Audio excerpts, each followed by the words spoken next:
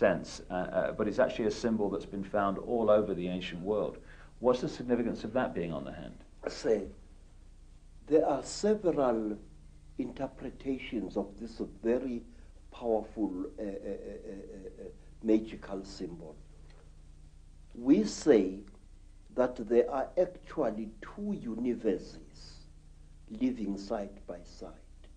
A female universe, which is our universe, and a male universe. And to Sanusis, these two triangles, a triangle facing downwards represents the descending female principle, and a triangle going upwards represents the rising male principle. It is a symbol of the unity of the feminine and the masculine. It is in fact the symbol, a very important symbol of duality. Is this the kind of shape of spacecraft, etc., or flying craft that the beings from other planets were supposed to have flown in, or not? No.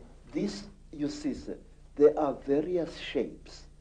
There are spacecrafts which are shaped like boomerangs or bows. These are very, very, very big. Then there are spacecraft which are shaped like pipes, like huge pipes roughly pointed at either end. And out of those huge pipes come these little things here. Yeah. They are carried inside these huge pipes. Gotcha. Yes, sir.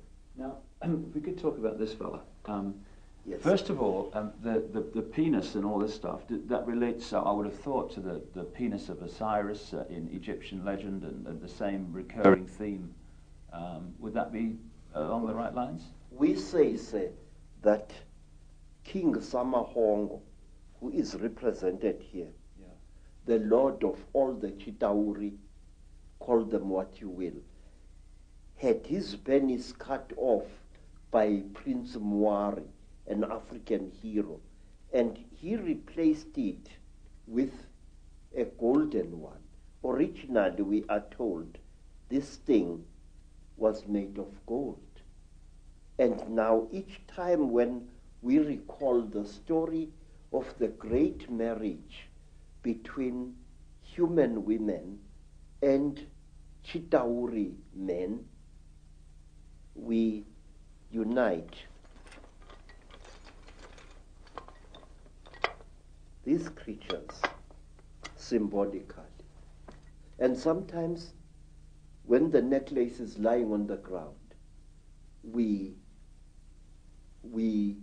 make a bed out of animal skin for these two figures, and then we lay them side by side and cover them with a small skin.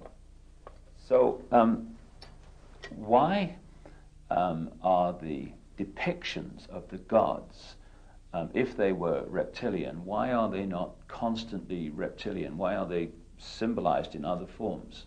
Because it is very, very, very forbidden to portray a Chitauli as it really is. Only in that large green head do we see a Chitauli represented more or less as it is. So this was dictated by the Chitauli from Yes, the start, was it? Yes. All along? It was. You are not allowed to represent the sons of the python as they really are. Then you are really in trouble. If you want to talk about the Chitauli, you must either play with shadows, you must place an image of a Chitauli against a light and project its shadow onto the wall. So you've got a fish, I know, on the necklace as well, and fish are scaled. Is this anything to do with the symbolic representation of the Chitauli in a way that they couldn't do it openly? Yes, sir.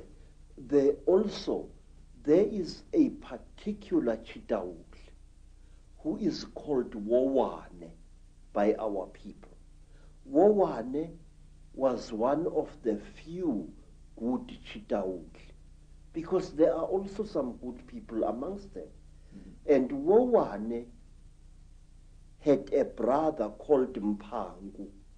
According to one of the great stories, there erupted a terrible war on the red world where human beings had originally been created. And this war was between men and women. Yes. And in this world, men and women nearly decimated each other.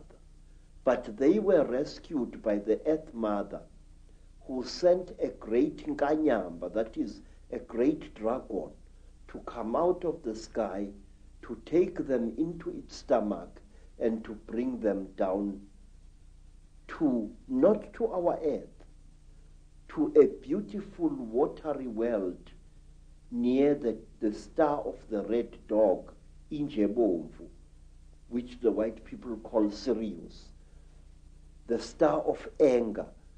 There, human beings were settled, but human beings started eating creatures which they found in the sea, which they thought were fishes, but which were really human beings. Human beings, we are told, started eating the Chitauli who lived in the sea, according to one story. And the Chitauli fought back against human beings. They attacked them with tornadoes. They attacked them with tidal waves, and the human race was nearly wiped out. And then two brothers, two Chitauli youths, Mpangu and Wowane, took pity upon the human race. And they went into the sky and looked for a great egg.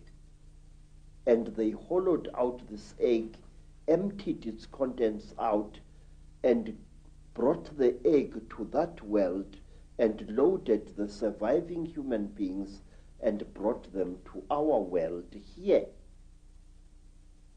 We say that Wowane gave us the power of kingship. He brought it out of the sky. And if you notice, in many parts of Africa, ancient kings used to wear a wooden helmet with golden horns. It was true in West Africa, and it was true also in Southern Africa in the great Munumutapa Empire. This is the horns representing the Chitauli. Yes, the power of the Chitauli.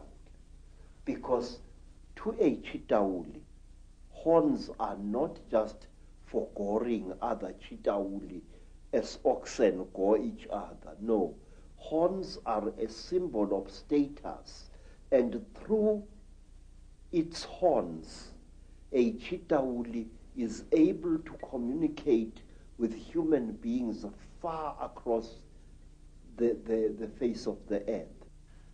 So the horns were like antennae then?